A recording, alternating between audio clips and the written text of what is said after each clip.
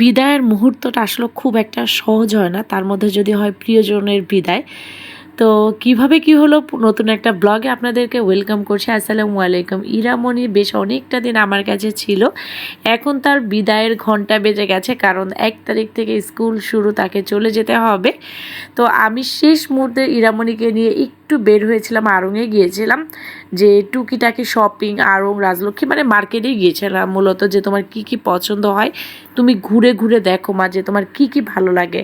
তো ইরামণির দিদুন, আমি আর ইরামণি তিনজনেই গিয়েছিলাম, শাইনকে রেখে গিয়েছিলাম। আর এই তো আমাদের সেই 4 নম্বরের রোড, সুন্দর একটা রোড। ইরামণিকে নিয়ে ফার্স্টে আড়ংয়ে যাওয়ার কারণ হচ্ছে এখানে অনেক কালেকশন আছে, আর একদম কটন কাপড়ের, যার জন্য বাচ্চাদের হচ্ছে খুব হচ্ছে আরামদায়ক পোশাক পাওয়া যায় আড়ংয়ে। আর আমার তো মোস্ট ফেভারেট ব্র্যান্ড হচ্ছে আড়ং। এখানে অনেক খেলনা দেখছিলাম, বলছিলাম যে মা তোমার যেটা পছন্দ হয় তুমি নিয়ে নাও। ইরামণি বলছে মা মনি এগুলো তো সব বাচ্চাদের খেলনা, আমি এগুলো দিয়ে কী করব। দেন হচ্ছে চলে গেলাম ড্রেসের সেকশনে, কোনোভাবেই ড্রেস চুজ করতে পারছিল না। তাকে বলছিলাম তোমার যেটা ভালো লাগে তুমি শুধু বলো আমাকে কোনটা ভালো লেগেছে। আর মাশাল্লাহ আমার মেয়েটাকে দেখতে কতটা মিষ্টি লাগছে, মাশাল্লাহ বলবেন সবাই। আর এই তো আড়ংয়ের ছোট ছোট ভিডিও ক্লিপ নিচ্ছিলাম। আসলে আড়ংয়ে এখন নাকি ভিডিও নেওয়া যায় না, তার মধ্যে থেকে যতটুকু সম্ভব হয়েছে আমি ইরামণির ভিডিও নিয়েছি। আর এই তো ইরামণিকে চলে আসলাম হচ্ছে জুয়েলারির সেকশনে, বলছিলাম তোমাকে এখান থেকে আমি জুয়েলারি কিনে দিই।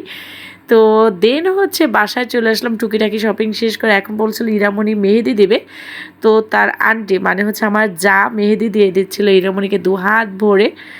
আর তার পরের দিন ইরামণির ফ্লাইট, আসলে ইরামণি খুব হুটহাট করে গিয়েছে, ফ্লাইটের টিকিট পাওয়া যাচ্ছিল না, শেষ মুহূর্তে টিকিট পাওয়া গিয়েছে, তখনই একদম হুট করে প্ল্যান সে চলে যাবে। আর সে আমার হাতই ছাড়তে চাচ্ছিল না, যে মনি তুমিও চলো তুমিও চলো।